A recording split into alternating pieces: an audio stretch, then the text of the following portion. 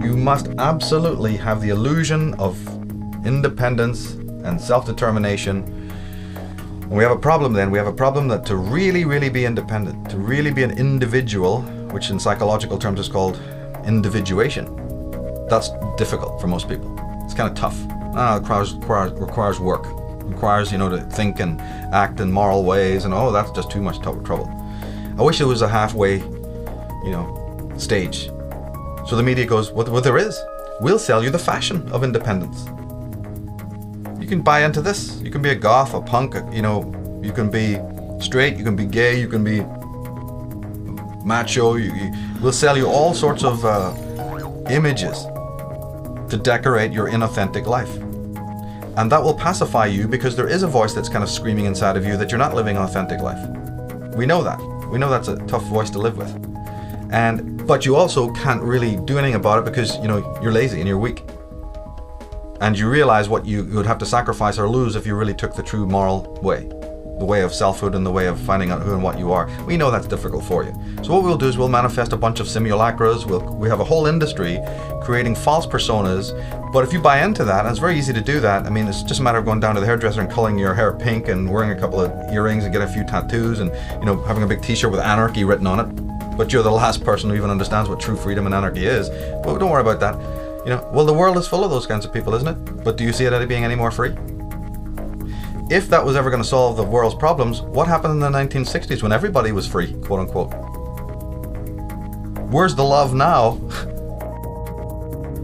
Did it stop wars? Did it stop evil men ruling the world? Did it stop genocide? Did it stop the mutilation of animals and abattoirs? Tell me what one thing that the hippie movement or the punk movement of the 1970s achieved. Well, I'll tell you what they achieved. The leaders of the punk movement are living like pashas and maharajas in $1 million houses over there in Bel Air and also in Los Angeles. Billy Idol has a fleet of Harley Davidsons. That's what happened. That's what happened. But they're wearing a hammer and sickle. We're for the people, peace and love, CND, all that shit. Utter nonsense. Utter nonsense. Maybe the man from within who's completely incognito, who's working within the system, suit and tie, would never you'd pass him by on the street. Maybe those people will do more damage to the evil status quo than all those hordes screaming for reform, Because it's not just a mass of people label reading, running away into these inauthentic models. It's a small group of educated people, dedicated, passionate, absolutely zero tolerance for the lie, who are from all walks of life, who have spiritually, most importantly, that they are spiritually adept, that they understand what knowledge is. They have reverence for knowledge. They're not just trying to gain knowledge. Any idiot can do that. Gaining knowledge, well, God, the schools are full of it. No. It's a matter of loving knowledge. That's a big difference. Loving knowledge, understanding what knowledge is a whole different thing than gaining knowledge. So there's these fine lines in all of this, very fine lines. And if the knowledge has to be empowering and changing you first, how can you do anything to change another world? Or maybe you don't even have the right. Maybe we're on the complete wrong subject matter altogether. How does anyone even think that they have a right to involve themselves in the life or the lifestyle of anyone else? If you really think about that, you'll find it's pretty preposterous. But at the same time, you do have the right to fix your own life. That, at least, we know is an absolute. You have the absolute right to work on your life. You have the right to make any of the choices that you want to make. So then my work sort of really focuses on that and doesn't stray from that. If it is true that the Illuminati, the child molesting priests, the Templars, and all of these people, what would we think if it is proven or found out that each and every one of these people has the perfect right to do what they are doing, and that you in fact have really no right to tell them or anyone else what to do? What happens if that turns out to be the spiritual law, and that the only thing that you have the right to do is to change your own life regardless of what anybody else is doing? Well, then we have a problem, because the whole world is running around doing exactly the opposite. Everyone's running around fixing all of these other people and waving placards and getting reforms and getting to change this and do that, or we'll lock you up, and society will go through these cycles in which you have a little bit of good, a little bit of bad, a little bit of dark, a little bit of light. And yet the real work is about you taking care of your own house, your own garden. And if everybody did that, unseen forces would come to aid. Man would, like Vernon Howard said, we can accept that God can become man to save man, but we can't accept that man can become God to save himself. It's one of the most powerful statements I've ever heard. And so what is that dependency in human beings that makes them refute that? We know that everyone listening to the sound of my voice is going to refute that. No, it's Jesus who's meant to do it. Muhammad, Allah, what are you talking? Oh, that's all that humanist stuff. Man being his own God. Oh, satanic evil. So we already know that, that's not a common held theory. But wait a minute. What then is the motive that makes people refute that statement? Before we get into what they're into, you're a Christian. Why would you feel motivated to not accept that man is his own savior? I'm very interested in that. I'm very interested in as to why you, not the cult, not the clan, not your guru, why you would, have a problem with that. What's in your psychology that has made you in the 20 years of your life, or the 25 years of your life, or the 40 years of your life, not have enough brain cells to realize, my God, that's the bottom line. Because in my opinion, if you don't accept that, you are an unsane person. You're not insane, you're unsane. You're toxic, and you need to be quarantined or something. That's really the long and short of it, in my opinion. Then I want to get the crucifix out. As soon as I hear that somebody is, thinking that another authority, another person, has the rights over their mental and emotional and attitudinal and psychic life, I'm worried about that person, because I know that person has got some very serious psychological and existential problems right off the bat. Right off the bat. Then that person is going to be, a herd, part of some herd, or will be a controller of a herd, or will be manipulated by the herd, or whatever you want to call it. But that person is not going to end ever. You're never going to find that person, in doing good in the world, real necessary good at all. It's just a contradiction in terms. It's impossible. They may be sold the illusion or the delusion that they're doing wonderful work, because they give to Live Aid or the next stupid charity that pops up out of the woodwork. They were there. Great, you were there, yeah. Well, we had Live Aid, didn't we? When was that? 1982 or something? Did the world get any better?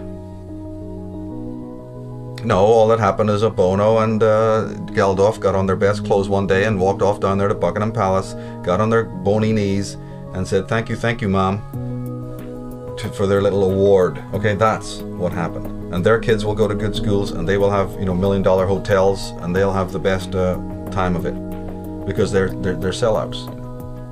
They're people who sold out or were already working for this cult of Dionysus, people's champions, in order to lead you away, just like in the Monty Python Meaning of Life. Follow Andre, the waiter. He's got something to show you, so you go up down some streets, over here, up some alleyways, come on, through a bunch of parks, take you on a 15-minute tour nearly there now, to show you something. See that? It leaves you up in an empty field. Much of a philosophy, I know. Fuck you. And then gets angry with you. Fuck off. You don't think it's very much. Don't come following me. Yeah. So keep on following Andre. That's what every guru, every priest, every politician is telling you. It's all tomorrow. Every scientist, you're going to have it tomorrow. You're going to have it tomorrow. You can't have it today, because we don't live in the now. We live in tomorrow's world. Tomorrow doesn't even their own science proves it doesn't. Tomorrow doesn't exist, but they're going to tell you it all exists in tomorrow. So the fundamental line is: discover that there's a hidden hand, mind controlling the world, operating to keep you down. Understand that you are a participant in that, because you are allowing those hooks into your flesh. I've said it many times, and I said it recently, said it last year. You must distinguish the difference between saying, have I been sold a lie? And the difference between, yeah, but have I bought a lie? Because there's all the difference in the world attitudinally between those two statements. You are being sold a lie. But that's the perfect right of that salesman to sell you a lie. The universal force doesn't care about that. Universal force's judgment, field is not really operating on that frequency at all. The judgment field, the whole spiritual ball of wax begins based on whether or not you bought that lie. That's the clause, that's the nuance, that's the difference. It's a no different a rule than anything that applies when you're shopping downtown. I can't even think of how it would be different. You know, this person prefers Gucci over, you know, Versace. This person, you know, this person likes the Levi's over Wrangler. They have the right to sell you whatever they feel like. They have the right to even believe what they feel like. You know, somebody likes cappuccino, somebody else likes what? Latte, mocha, right? Choice must be there. The decision is yours. But where the real moral component comes in is what you bought and what you put your energy into and what you gave in exchange for what you bought. And if man is not in inner harmony or tuned correctly, he's going to create chaotic noise. If a guitar isn't tuned properly, don't expect it to play well. It's going to be in discord and it will create chaotic sounds. So the bottom line comes in is about how are you tuned? How are you tuning your inner instrument, your consciousness? As I said, the alternative to that is to not tune it, but then hang out with a whole symphony of likewise untuned people. So you can all believe you're cool. In fact, you can say, no, this is a radical new form of avant-garde music we're playing here. It's real hip, it's real cool. All this chaos. In fact, this chaos is really true. This chaos is the ultimate form of music. But that's just you know, mind controlling yourself into believing that your chaos is order.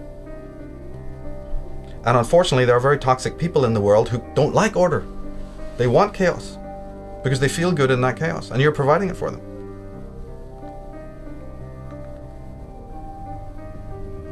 No human being who is in their center can be hypnotized. That's what needs to be remembered. No human being who is in their center, who is being guided, who is close to their intuition, who's a sharp critical apparatus, who's got a sharp sense of judgment, can ever be manipulated. Not for any permanent or lasting length of time. You know, they can be diluted temporarily perhaps, but you know, it's like a muscle you have to keep on working on, a muscle you have to keep on sharpening, like anything.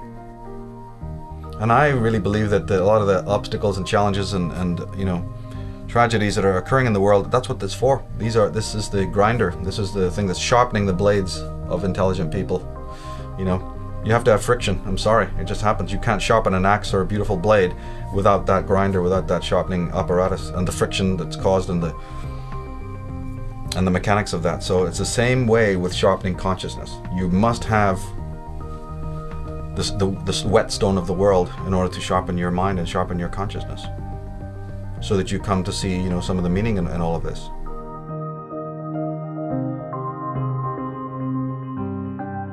And it's ultimately a discovery of your own self. It's not about a discovery of society or other people.